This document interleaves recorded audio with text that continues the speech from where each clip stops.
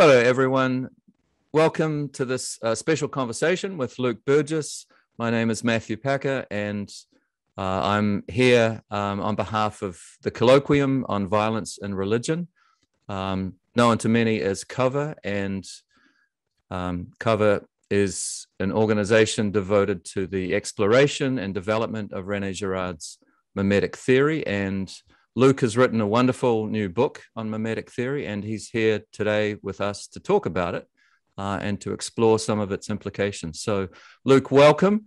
Hey, Matthew. Good to chat with you again. Super to have the time together today. I just say a couple of things about the book for those who haven't read this yet. It's an amazing piece of work which comes at mimetic theory from all sorts of angles, and so helps introduce it to a wide audience. It's a book that's full of pop culture and science and questions about spirituality.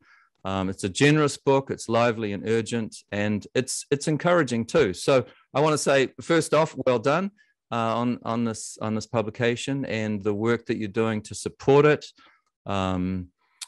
It's a really provocative piece of work, and it follows up from an earlier work that you did with a colleague called Unrepeatable. And I'd like to recommend both those works to listeners. Luke, let's chat today about some of the key ideas in the book. And first off, perhaps tell us a little bit about what inspired you to write this. Well, thanks a lot, Matthew. Those are very, very kind words and generous words. This is a small contribution to mimetic theory, I hope. There's been people that have been writing and talking about it for decades. And I had absorbed everything that I possibly could, going all the way back, to the beginning, Deceit, Desire in the novel, and read all of René's work and all of the many scholars' works, and was really seeing mimesis everywhere, as many people do who are introduced to these ideas, and in particular in my own life. And that was the harder part to see. It's often easy to see it in colleagues and in politics and in business, the world that I come from. And eventually I started to become a little more reflective. And I have always been a very spiritual person, and I wanted to sort of understand what mimetic desire means in the context of vocation, in the context of my faith, and also to connect it to everyday life in a way that would actually help me hopefully live a better life, and help me explain to other people why this theory is important. I mean, theory is a word that scares many people away right away. They say, I don't want anything to do with theory. I reached out to one gentleman, I won't name him, and I asked him to blurb the book. And this guy comes from the world of he's a restaurateur, comes from the culinary world. And he said, I don't know if this book is for me. He didn't even read it because it's, it has to do with theory, and I'm sensory. I said, well, this is exactly why I wanted to write the book, is to convince people like this that there is really meaty, relevant, incarnate stuff that affects our daily lives in this book. So gave it my best shot. And hope to connect the dots for some people, so that it would at least act as a bit of a doorway, so that Girard's work was a bit less intimidating. It was intimidating for me when I first delved into it, and I know I've heard the same from many of my friends and colleagues who had wished that I'd probably stopped talking to them about this guy. So I'm very much. I think I can express myself often, better in writing than I can in words. So I did, the thing that I know how to do, and took a couple of years and did my best to try to explain it as if I was speaking to, my wife or somebody who had no idea what mimesis means. That was the audience that I lovingly had in mind as I was writing this book. Thank you, Luke. That's a great way to think about the approach to this. From my own point of view, I think imitation, to come around to some of the basics here that we're talking about, seems to be something. Girard used to say that it was such a pale phenomenon in a lot of ways, that it's something we do or something that goes without saying. So I think when a lot of people, having first encountered René's work, there seems to be a surface and then a layer or a condition of imitation that follows from that then becomes more problematic. There's a dark side to imitation. Often we just see the pale or the harmless side of imitation, to the point it goes without saying. So can you say something about mimesis generally, or imitation generally? I mean, there seems to be a sort of wide spectrum of imitative behaviors that bear thinking about. I noticed two main reactions over the last 5 years to people that I would try to speak with about mimetic theory. They would just be on two sides of the spectrum. One side was, well, of course, we're all highly imitative. We know that, what's so interesting about that? And then on the other side, it would be like, well, there's no way that imitation is that prevalent. This doesn't make any sense to me. Why is there an entire theory built around the role of imitation? And, I think that, the truth is somewhere in the middle. There are many different kinds of imitation. There are many layers to this. And I think it's helpful to kind of unpack them and think about the different kinds of imitation. Aristotle recognized a very long time ago, almost 2,500 years ago, that humans are the most imitative creatures in the universe. And this is the primary way that we differ from the animals. This imitation is what allows us to learn languages, to build culture, to engage in very complex behavior. But the understanding of imitation, the role that imitation played from Aristotle and Plato on, really remained at a relatively superficial level, right? We imitate facial expressions and language, which is much more complex than animals can do, because it involves a faculty of abstraction. We can imitate ideas, we can imitate memes, we can understand what something like money is, even if it doesn't physically exist. It's incredibly complex behavior when you stop and think about it. And then there's the imitation of representation, like in art or film, for instance. But Girard's contribution was to understand, that imitation was even a layer deeper than all of these things, and that humans have this ability to read beneath the surface layer of behavior, even what's represented, and imitate the desires of others. So it's the imitation of desire. And the word mimesis really captures this level of complexity of this kind of imitation, and kind of implies mimesis has a negative connotation, because we're doing something usually unconscious to us or pre-conscious, and we're engaged in this social behavior without being aware of it, and often leads to conflict, to insecurities, to rivalry, which is a big part of Girard's work, as you know. So I think even just disambiguating these two words, why is there another word in the first place? Why don't we just call this imitative desire? I think it's always a good place to start. And I usually try to explain it in the way that when mimesis gets at a very deep level of human behavior that tends towards conflict, and is really almost spiritual in nature, because it has to do with this human desire for something that we feel like we lack. That's great. That's really helpful. So we see it in superficial ways so often, but really, as you point out, as Girard insisted, it's a deeper, much deeper and pervasive element of our intelligence, of our behavior, of culture as we move out into the world. Luke, one thing that René Girard emphasized was the difference between, perhaps we could talk about this, the difference between internal and external mediation. And we have, in the case of external mediators, people who are role models, who are obvious influences perhaps beyond our sphere or at another level, or moving outside our sphere of influence, perhaps. But he also said that with internal mediation, we are in the same sphere with our models, and models often become rivals or even obstacles, and that's when we encounter the problematic sort of mimesis.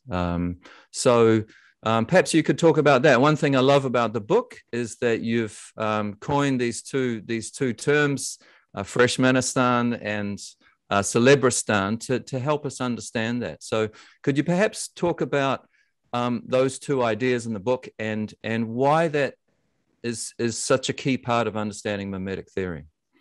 Yeah, I think it's one of the most important things to understand to really take mimetic theory to a deeper level of understanding. And it's the difference, as you mentioned, between internal and external mediators of desire. And I just coined these words because I think they're sort of memeable. They're a little sticky, and they sum up what really are relatively complex ideas. So Celebristan is the world of models who exist outside of our world of desire, in the sense that we can't seriously become a rival to their desires and compete with them for the same objects. So an external mediator of desire for me as a kid would have been Michael Jordan.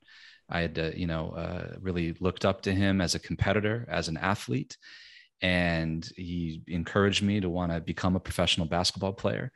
You can't tell on the video call, but I'm only 5'9", and I don't have that great of a jump shot.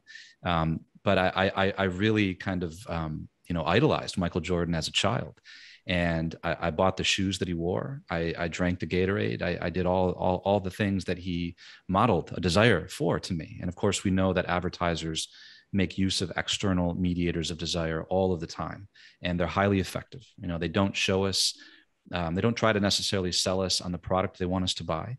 They show us somebody wanting the product that they want us to buy. And that's far more powerful than simply listing, the specifications of the computer or the electrolytes in the drink or whatever. So, they've, while they probably didn't realize that they were using mimetic theory in an effective way, that's what they've always done. So these models like Michael Jordan exist in a world that I call Celebristan in the book. And they need not necessarily be celebrities, though. And they need not be separated from us by a ton of time and space. In the great Cervantes book, Don Quixote, you have Don Quixote and his squire, Sancho Panza. And I think Gerard himself said that Don Quixote was an external mediator of desire to Sancho because they were in different classes. Sancho was a squire. He didn't see himself as being competitive with Don Quixote. At any point in that novel, are they competitive? So even in that close relationship, almost like a much older brother to a younger brother, there's that dynamic, right, where they're not serious competitors. There's less risk of conflict. The other type of model, as you mentioned, is the one that I say exists in a world called Freshmanistan, because it's very much like being a freshman at university, freshman in high school. It was a terrible time for me. I was miserable as a freshman. As a senior, things are a little bit better. But it's the world that you sort of enter this world where, everybody's very similar to you. You have a lot in common, and you can all sort of come into social and existential contact with everybody else. And you are all, in some sense, competitive with one another for status, for grades, to get into certain colleges if you're in high school. And that's a very different dynamic of desire. It's a very different world to be in. Now, two people or two groups can move between these worlds. People that are an external model of desire can become an internal model of desire for me if something happens. So for instance, you could have a PhD advisor and a brilliant grad student. Once that brilliant grad student all of a sudden has his doctorate degree and is he or she is now competing with the advisor for citations and papers, and you know how that is. All of a sudden, what would have been a relatively safe competitive dynamic has now changed. And I tell the story in the book about two entrepreneurs who were not in the same world, who very quickly entered one another's worlds because one of them became extraordinarily successful, and they quickly became internal models of desire to one another. And that's Lamborghini and Ferrari, the founders of the two great car companies. Would you like to say a little bit more about that? I remember reading that and being amazed that Lamborghini had been a maker of tractors earlier. I don't know why I'd missed that, but all of a sudden I was thinking a Lamborghini tractor sounded pretty good too. Do you want to explain a little bit what happened there? Sure, I'll be very brief. So Lamborghini made tractors, and they're still around. You could still buy a Lamborghini tractor if you want to. Lamborghini came from humble roots and went into the tractor manufacturing business. And meanwhile, Enzo Ferrari, who everybody knew, had been making the most powerful, beautiful racing cars in the world. So Enzo Ferrari is this giant in Italy, while Ferruccio Lamborghini, the founder of this tractor company, started from very humble roots, but he built a very successful tractor company. So successful, in fact, that he was able to buy himself a couple Ferraris and would, race these Ferraris down the highway. He kept having problems with his Ferraris, though. The clutch was break, and he eventually confronted Enzo Ferrari himself about the quality of his cars. And Ferrari sort of rebuked him, made fun of him, and this could be apocryphal, but said something to the effect of, "You should stick to making tractors. Who are you to come in here and tell me how to make a beautiful car?" And by this point, Ferruccio Lamborghini had been successful enough where he could afford to drive a Ferrari. He had a lot of money, and Ferrari was no longer just this. They lived within 20 miles of each other, right? But up until this point, Ferrari had been this giant. He was in Celebristan. He was an external model of desire. But now Ferruccio could compete with him, and he desired from that day forward to go make a car that would be a better vehicle even than the best Ferrari. And within a couple of years, he did exactly that. He made the first Lamborghini. This is in the early 1960s, and became a very fierce competitor to Enzo Ferrari. And as you know, both vehicles still made, and very fierce competitors to this day. That's a great story, Luke. Thank you for sharing that. Shall we move to consider what happens when in Freshmanistan, in the world of internal mediation, things can escalate. We're thinking of rivalries that grow in scale, and this is formalized in ritual contest, but it happens when things get tribal as well. People get together in groups, and there will be conflicts or rivalries, competitions that can build to the point they get out of control. And Girard looked at this in a lot of contexts. He looked at it through history. He looked at it, he became an anthropologist. He looked at conflicts within early societies, and the way that these conflicts these rivalries could build to the point where it became a threatening problem. We're talking about mimetic violence now. Build to the point where it was a danger to the very existence of the community, to the group, to a nation, and we could even consider international politics today, where there are certain rivalries. We've seen this in some of the hotspots around the world. Girard emphasized and wrote books about the mechanism of scapegoating, he called it, and looked at how conflict resolves still through mimetic processes to restore a kind of peace. But that's a problematic restoration in itself. Would you like to talk about scapegoating and tell us what mimetic theory brings to that idea of scapegoating? Sure. Well, let me just connect this to where we were talking before about these two worlds, Celebristan and Freshmanistan. There's something that happens in Freshmanistan that doesn't happen in Celebristan. Something happens in the world of internal mediators of desire, and that is reciprocal mimesis or reciprocal imitation. In Celebristan, Michael Jordan is not going to start imitating me back. The imitation goes one way. In Freshmanistan, where somebody's my colleague, a friend, a business rival, something like that, we can begin imitating one another in this rivalry. And this is where the internal mediation can become dangerous, because it's contagious and it escalates, because we're both now parties to a game of mimesis, which really has no end. Like, where does it stop? When will one ever acquire something that completely satisfies? Well, it will never happen. And in a community, a town, in a team, in an organization, any sort of closed system where there are a bunch of relationships of internal mediation, where everybody is in some sense an internal mediator of desire, potentially to everybody else in the group, then the mimesis, the negative mimesis, the rivalry, the tension and conflict can spread by contagion.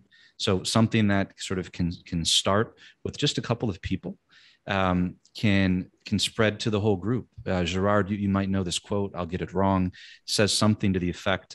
He's speaking about globalization, and he said, at a certain point, you'll be able to light a single match that will set the whole world on fire.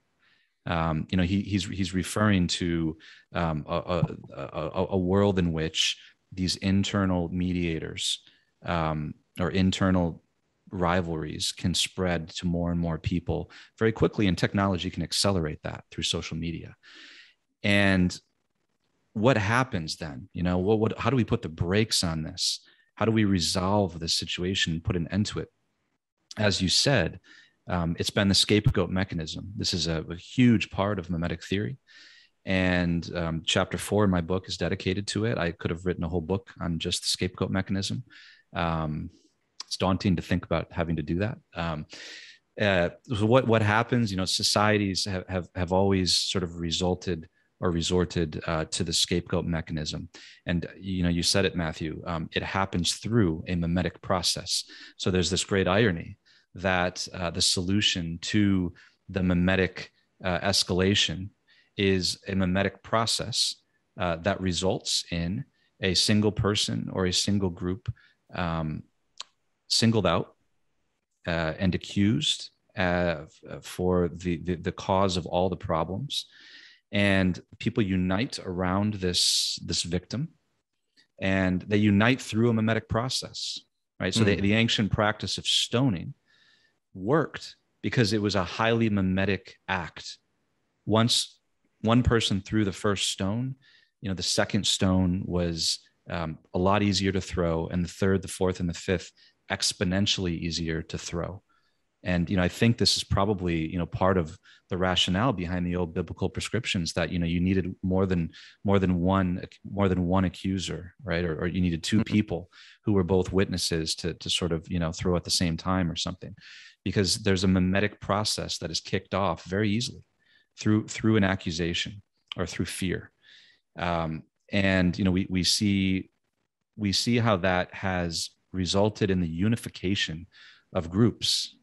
Tragically, it actually has brought a sense of catharsis and healing to the groups that participate in this type of scapegoating ritual. And there's always a ritual behind it, because the ritual is part of what brings the catharsis. You think about the ancient ritual on Yom Kippur, where there was this highly ritualized symbolic transferring of the sins of the people onto a goat.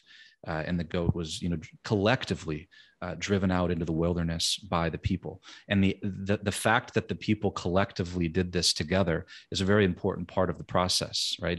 If it was just the high priest that transferred the sins onto the goat, and then secretly, went out behind the temple and drove the goat out into the wilderness, it wouldn't have the same effect on the community, because they have to be involved in this collective process of expiating their own sins, so to speak, which as we know, is not actually possible to do. So there's always a need of a new scapegoat and a bigger and better scapegoat. And Luke, today we see that pattern, or that tendency in so many different places in popular culture. We think about the dynamic of the crowd. We think of mob mentality or the mind of the herd. And, cancel culture is another example of this today. Would you like to say a little bit more about some of these situations? I mean, how do we contend with that? It's a very powerful dynamic, because, like you say, everyone joins in, right? And there are mimetic pressures. I mean, if we think of high school or college, we think about peer pressure. There's another term for what we're talking about here. How does mimetic theory help us understand these incredibly quick patterns that occur in popular culture all the time?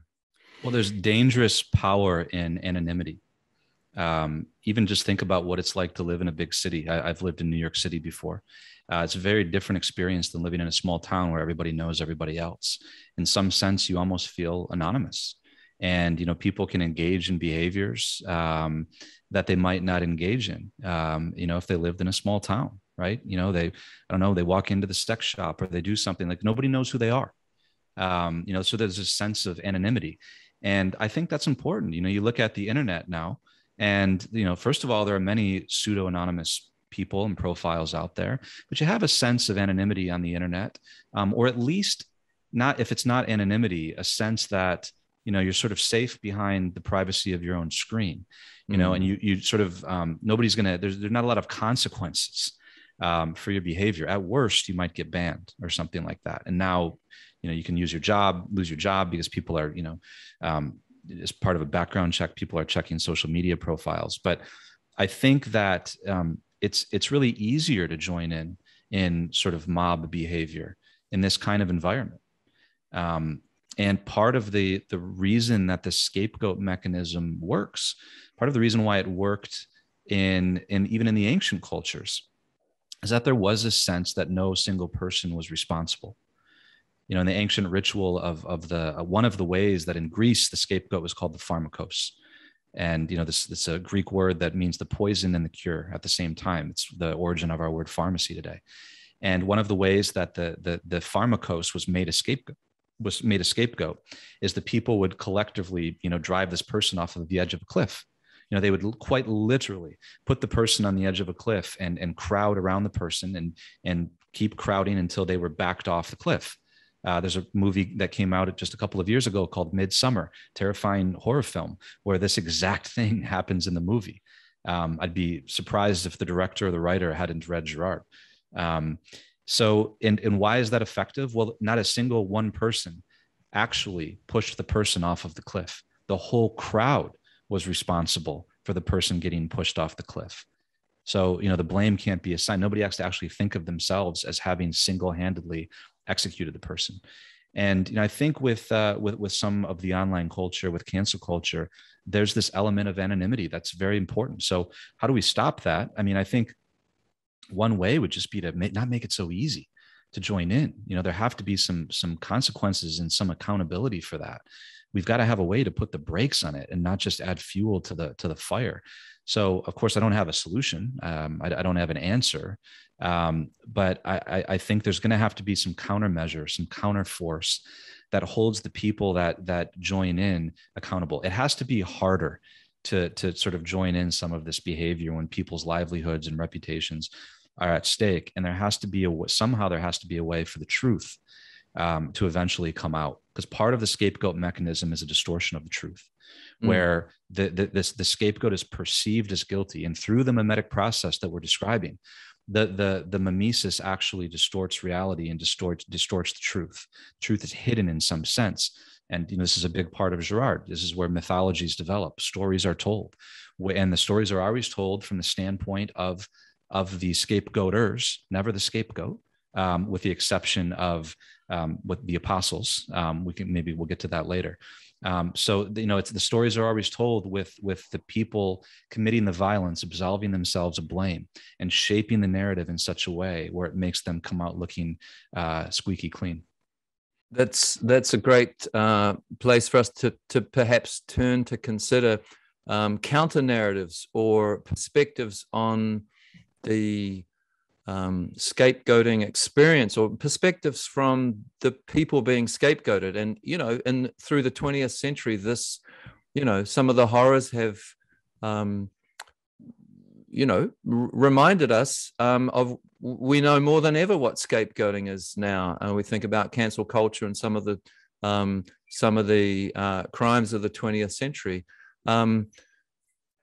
There's a greater awareness about people being victimized, about groups being marginalized, and so on. And we have the story in earlier observations of this, and in scripture, about a different way, or at least a clearer understanding of what's going on in the scapegoating process. So today, you know, we talk about scapegoating in all sorts of ways today. Perhaps we could turn to the second part of the book and think about some of the spiritual questions that you explore in Wanting. And sure. maybe one place to start might be to come around to some of the tactics that you suggest in the book. And one of the first ones there suggests that we name our models. And it's a very simple, perhaps counterintuitive thing to do. And you know, you have a whole series of tactics through the book, which are thought-provoking. And you know, I think often because of the problematic kinds of imitation that we get caught up in, being explicit about models can be a difficult thing to do. Or sometimes because of internal mediation, we like to hide or avoid acknowledging who models might be. Bad influences. You know, there's another name for a model, an influence. Mm-hmm, mm-hmm. So do you want to say something about those tactics and the approach that you've taken in being quite explicit with some of these suggestions? Name your models, for example. Yeah. Well, there's 15 of them in the book, and you know, they're things that I've experienced and actually put into practice in my life. You know, I say at one point in the book, you know, mimetic desire is not something to be escaped or transcended. I don't believe that's possible. But we can live with a greater awareness of this so that we don't participate in the negative forms of mimetic rivalry and of scapegoating and these things. And, you know, this involves, I mean, part of it's a spiritual practice, frankly. You alluded to the idea that we should have a greater awareness of scapegoats than ever. You know, as stories have emerged from marginalized voices in the 20th century and earlier. And we've heard these voices sometimes for the very first time. And there seems to be a level of consciousness of this. So you would think then, well, we just probably aren't making any scapegoats anymore. We seem to be continuing to make them, even while, you know, we have a greater awareness of the atrocities of the past. So this is just quite simply a case of seeing the scapegoating everywhere, but in ourselves. You know, not seeing our own sin, you know, to put it in Christian terms, to see everybody else's mimesis, to see everybody else's tendency to make scapegoats. So this has to do with for me, a spiritual practice, and you know, naming my models it's kind of like naming emotions, a very important thing to do. It's like naming my sins, and you know, naming these influences, positive and negative, both, I think are a really important thing to do. And this is just the first tactic in the book. And I would add, this is a very important part of that process, that it's not something that I think anybody can do alone. I think this is something that does require good friends, mentors, if you're spiritual, a pastor or something like that, people where you can enter into just radical, honest dialogue with. I mean, my wife has much better understanding of who my models are often than I do, and make sure to point them out to me sometimes, right? Or I've written a book about this stuff, and this is why it's tricky. The intellectual knowledge of that this exists is different in a sense than the ability, which is kind of in the will to overcome, some pride and ego, and to be able to look at ourselves and the forces that are driving us. So, many people, including you, Matthew, I think have read at least the second part of the book, and been like, wow, this seems almost spiritual in nature. And it's because I think that it is. It's certainly what the journey was like for me. That's great, Luke. Thank you. You talk about thin desires and thick desires, or I think you've called them worldly desires, and then the spiritual desires, the deep desires. And of course, if we're thinking about models, and I think one of the compelling messages in your book and in Rene's work in a mimetic theory is that we're mimetic anyway. So we're going to be adopting models, choosing models. And so one of the questions is, who are the models? Where are you going to look to models? We have a freedom, and you talk about nurturing or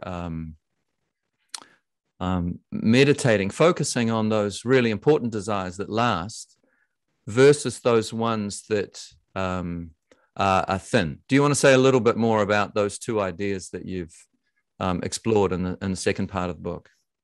Sure. I've grappled for a very long time with how to distinguish different types of mimetic desire. I don't think that all mimetic desire is alike, and it sort of exists on some kind of a spectrum. You could think of it. There are some things that are hyper mimetic, and there are other things that are less mimetic. Usually, our motivations are mixed. I know some people that bought Bitcoin, for instance, for what seems like purely mimetic reasons. They didn't do an ounce of research. They just sort of bought because everybody else wanted it. And I know other people that bought Bitcoin who spent hours and hours sort of looking into the cryptography and looking into the reasons, and can make a very good case why this makes sense and is better than fiat currency. And perhaps those people had less mimetic motivations than the people that bought without having done that. Maybe there's a little more reason involved, right? So, you get two people do the same thing, and one may be doing it for more mimetic reasons than the other. And, on the other side of the spectrum, you think, I do think that and the Girardians disagree. But I think I can imagine a world in which there are desires that, are almost very little mimetic, or perhaps not mimetic at all. In the spiritual tradition that I come from, there's basically it's been said that saints have had locutions, or sort of had direct, heard a direct calling from God, right? That would be an instance of just unmediated sort of calling or desire, right? This is your desire. So, I think to think of that as mimesis as existing on a spectrum is helpful for me. And, as you can tell from the book, I sometimes I like to put things into funny phrases or coin words to help me just as shorthand. So for me, the thin desires were kind of the highly mimetic desires that are fleeting. And the thick desires are the ones that I've been cultivating for a very long period of time. And thick desires, by the way, are not always necessarily good. I could develop a thick desire for a vice. But in the context of the book, I speak of them as hopefully positive things. And from a theological perspective, I relate thick desires very much to the question of calling and the question of vocation. And I have, sort of come to the conclusion that, God can very much work in and through my mimetic desire, right? And can call me through other people. Mm. And very much, and that's a beautiful thing, right? I live in a material world, and I have people that are in my life for a reason, and in some sense, my mimetic desire, even perhaps my negative mimetic desire, can all things can work out to the good, right? All things are kind of possible. So we're on this journey of life, and this journey of discovering who we are, what we're meant to do, and I've had people in my life that I've at one point, just to tell a very quick story, in my late 20s, I realized that I had the chance to choose what kind of models of desire were going to be influential in my life. And I decided to exercise some agency and to step outside of the startup world that I was in, where all of my models were just other entrepreneurs, other hustlers, highly ambitious people, kind of people that, work 80 hours a week and instead of sleeping, play poker in Vegas, because I was living in Vegas at the time. And, I was very intentional about choosing models that were outside of that world, models of holiness, people that I really admired for their virtues, for their family life. And these were extremely positive models of desire for me that, in a sense, began to sort of pull me into a different kind of world, a different kind of lifestyle and existence. And I was being mimetic. I use mimesis in a powerful way, even though I didn't know what it was at the time. But that's sort of how I've come to think about vocation, that it's in and through our mimetic desire, in fact, that we eventually understand how we're being called. So perhaps the things that resonate the most, that endure, are desires that fruitful. Perhaps one of the other tactics, they're all interesting, but one of the other ones you talk about is investing in deep silence, and that sounds like this phase that you'd moved to after Vegas. You talk about spending some time in retreat. Do you want to say a little bit more about that in terms of mimetic desire, or the question of models, or attention? I mean, attention today seems to be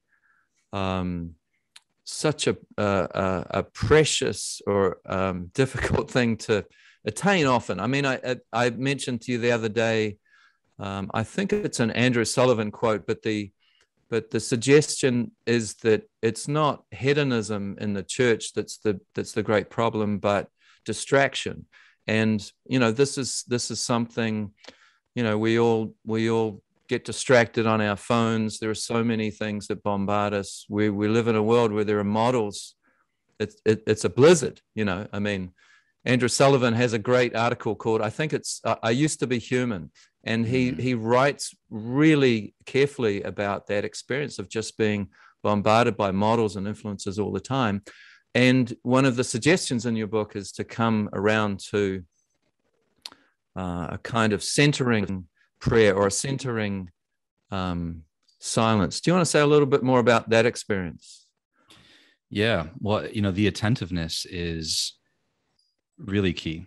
I hadn't heard that quote by Andrew Sullivan, but I think it's right. It's certainly been my experience. And, when I look at my spiritual life and my journey, it's the distractions that are the biggest battle for me, usually. I believe it was Mary Oliver. I'll get the quote wrong, but she said something to the effect of, attentiveness is, always the first step in prayer. The link between attention and prayer itself is very strong and very deep. Sometimes just being attentive is a form of prayer. Sometimes. Yeah. It sounds like Simone Weil. She says something to that effect. It's a beautiful connection. Yeah. Maybe I'm misattributing, or maybe they've both said something. I wouldn't be surprised if they both said something. It's a beautiful realization. Yeah, it really is. So that's what I was getting at with the silence. Being attentiveness to the deep desires of my heart, perhaps the desires that God has planted in my heart.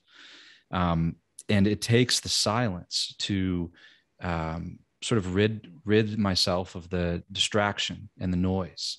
I've been taking I try to take a week-long or at least 5-day silent retreat every year. I've been doing it for a decade, with the exception of last year. Long story.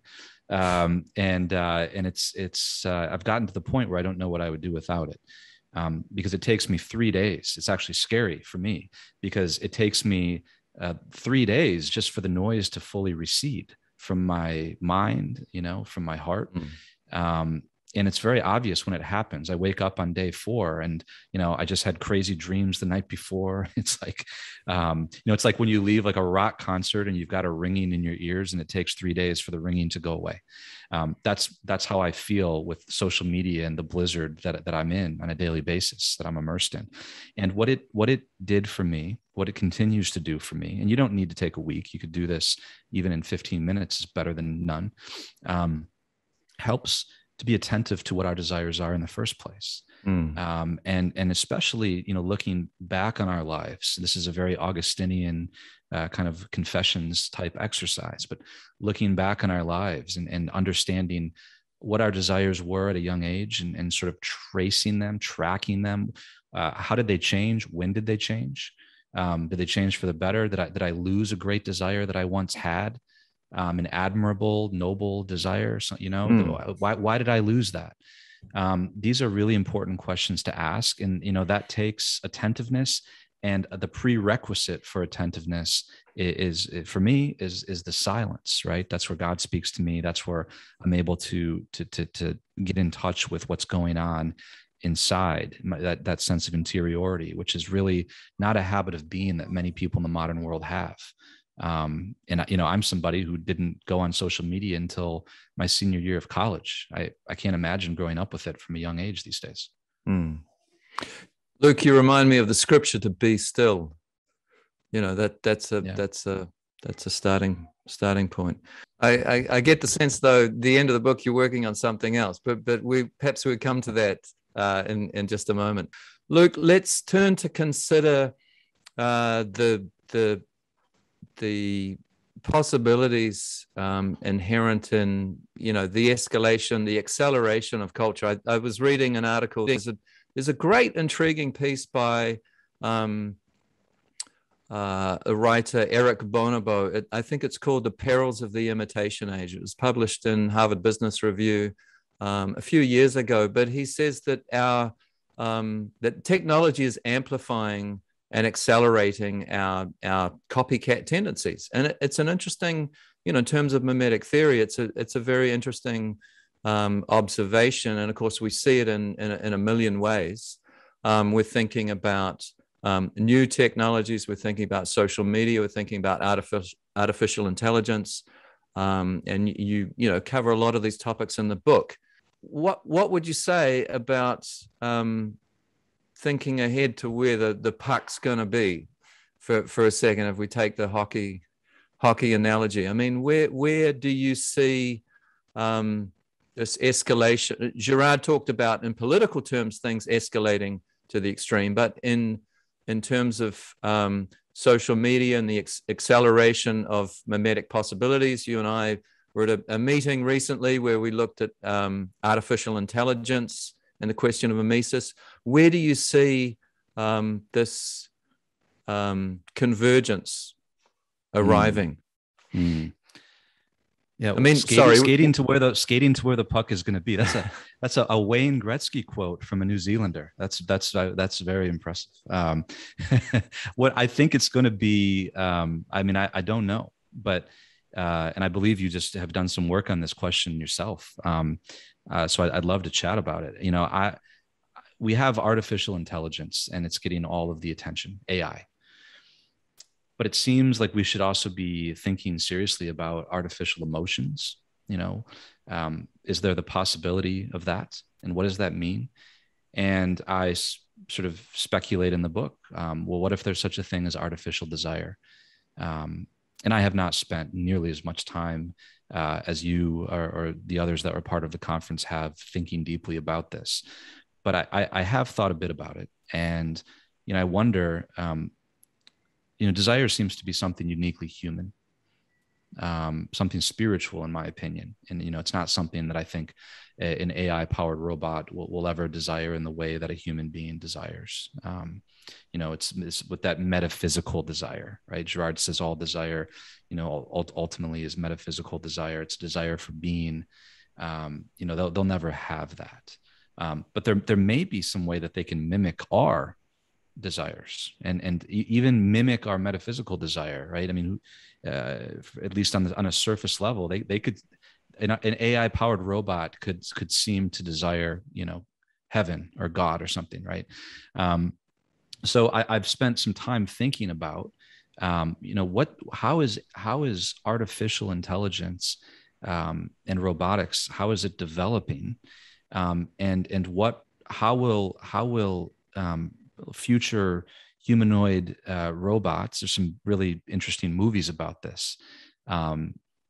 Ex Machina is one that comes to mind, right? Great film. I don't know if you've seen that, but will they desire in a way that is analogous to a human being, and will that technology evolve through some kind of mimetic programming? Will the machines learn to desire through pure mimesis by imitating what we desire? And how good at that mimesis will they be? Will they be as good as we are, or will they only be able to do the sort of superficial read of what we want? Will we have to say it, articulate it? Will they be able to somehow read beneath the surface? That to me is a fascinating question. And a lot of progress is being made on it, but I think we have to be careful, because then we have non-humans competing for human desires. Right. One theme you mentioned, Ex Machina. I'm thinking of another couple of novels. One's Machines Like Me, or Machines Like Me, by Ian McEwan, and there's another one, Clara in the Sun. And if they're fascinating books.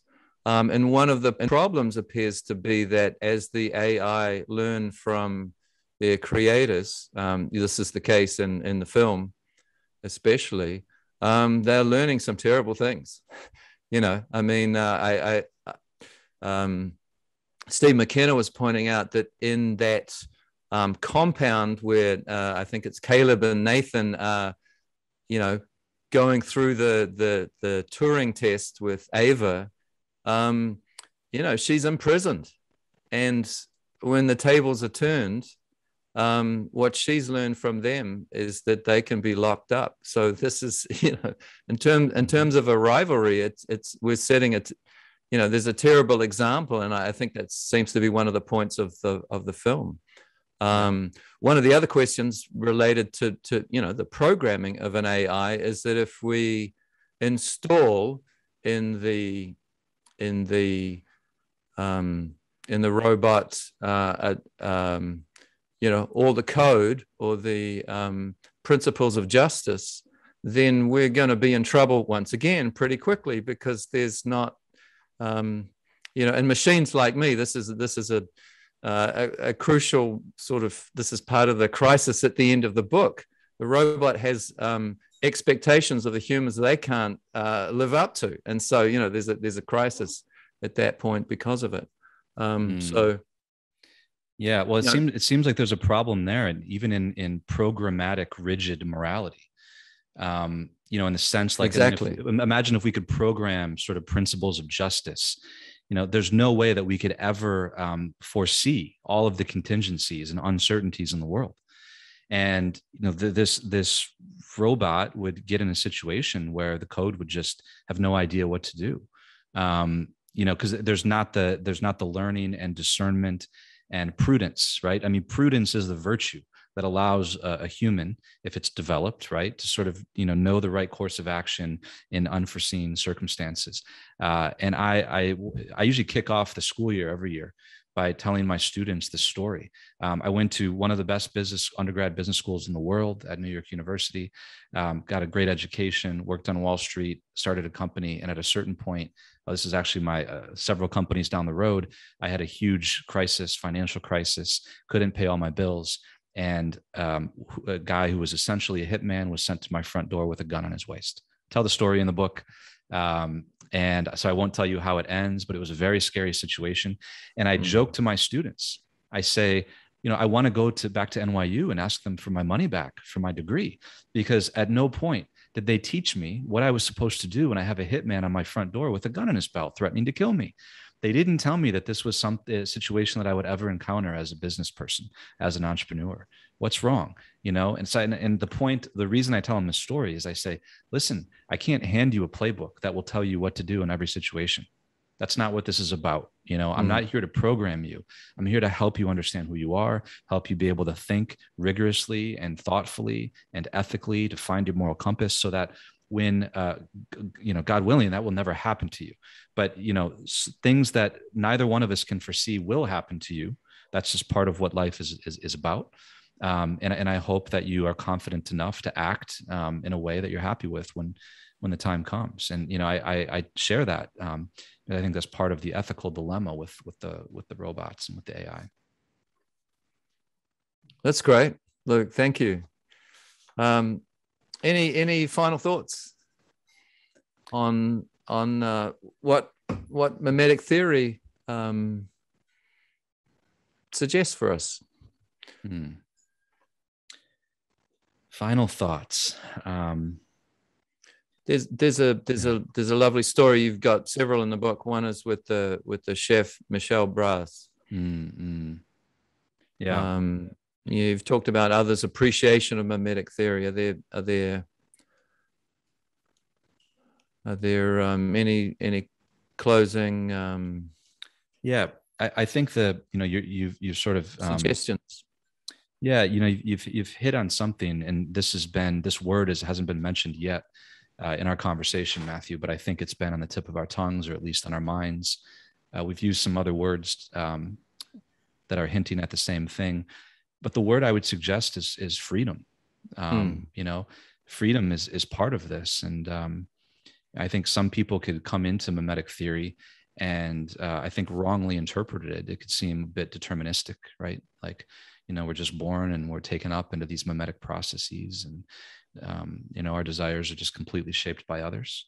But if to those who have read the book, I usually get that there's this deep sense of agency and sort of freedom, especially in the second half, sort of an appeal to freedom, because we can make a decision, we can make a choice, and choosing our models, certainly, in stopping ourselves before we get too far down the line in destructive, negative behavior, or joining in, a crowd that's victimizing somebody.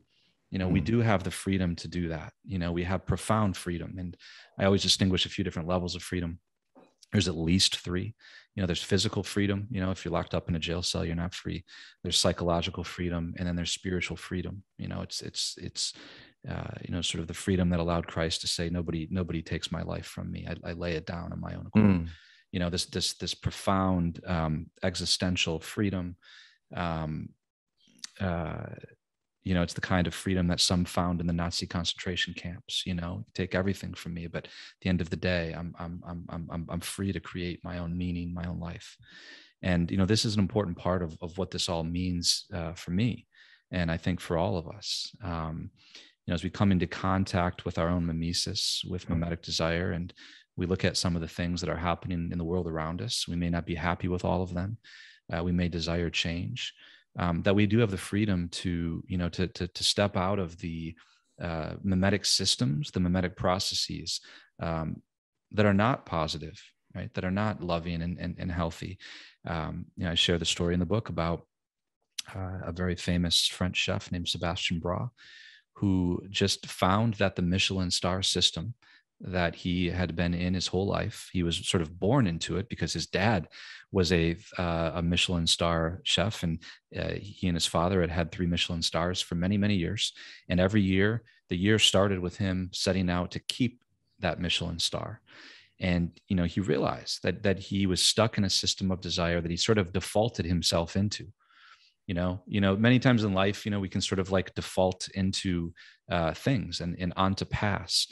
And he realized at some point, and not by coincidence, I think, he was out mountain biking in his beautiful hometown of La Yole in the Aubrac part of France. And, he had this he was silent, and he had this moment of realization, and he found the courage and the confidence to say, you know what, I'm nobody's keeping me in this system, right? I mean, I've sort of voluntarily allowed myself to be part of this, and I'm going to step out. And he actually told the Michelin guide to not come back to his restaurant and said, I don't care about your stars because I've subjected myself to them in such a way that I'm not able to create anything beautiful, to do the things that I deeply desire to do. There's nothing really wrong with Michelin. I use the guide myself when I'm traveling, to find quality restaurants. But so the point is not that they're the bad guys. The point is that Chef Bra realized that he was caught in a negative mimetic cycle and system, and he had the agency to step outside of it. I've experienced that in my own life, in my own way, and it wasn't a one-time thing, by the way. It's something that I've had to do numerous times, and that's a really beautiful, powerful thing that we can do. One of the lovely suggestions at the end of the book is this question of what it means to love, and you shared the Italian expression, is it ti voglio bene, right? And this is a regard for the other that is aware of the way not only that we're affected by influences, but that that we influence others. I think what's the last tactic? What do you say? The last tactic is to live as if I have a responsibility for what other people want, and in a regard for the other, that I want their good, that I want what's best for them. And that Italian expression "ti voglio bene" I find so beautiful, because it's really the definition of love, but it's sort of just spelled out. Wanting your good, and that's the opposite of me wanting to impose my desires onto you. And, Girard has said something, there's a quote. I know that you know it, Matthew. I can't remember the quote off the top of my head, but something like, modern man professes to love his neighbor, all the while, wanting to impose himself on his neighbor while professing to love him or her. So that it's this idea of we're in a battle for our wills, a battle of desires. And, we treat the world, or we treat other people, perhaps, maybe even our own, partner or spouse, as a rival, right? Like, and we can't, it's her desires against mine. and the beauty of love, whether it's marital love or friendship, C.S. Lewis has some beautiful writings on this, is just desiring the good of the other. And not imposing my idea of who that person should be on them, right? And God's idea of who that person is far greater than mine. Like so there's a humility involved in letting go of imposing my desires onto others, and loving them and wanting what's best for them, even if it might be something a bit different than what I would want for myself, or what I would want for them. There's a letting go involved in that, which is that's why the last tactic is the sums up the whole book. Because desire, we've been talking about desire this whole time, and desire ultimately needs to be subsumed or transformed into love. Love is the highest form of desire, and it doesn't always start out as love, but the journey of desire, I hope in my life, would be desire that becomes love, becomes that kind of sacrificial desire, giving myself for the other. So I was like, I don't know if I have the energy to write a book that it ultimately isn't about something as important as love. So if you're listening, I would say that at the end of the day, we have the freedom to love, and we have the freedom to desire in a better way. And my life has been kind of a process of refining my desires.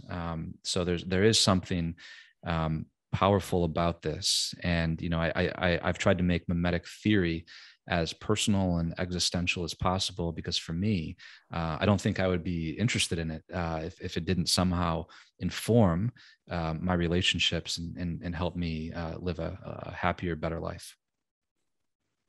Luke, thank you. It's been a pleasure. Real honor, and I hope listeners can follow up. I hope they can get a copy of the book. The earlier work of yours with your colleague, is it Joshua Miller? Dr. Joshua Miller, right?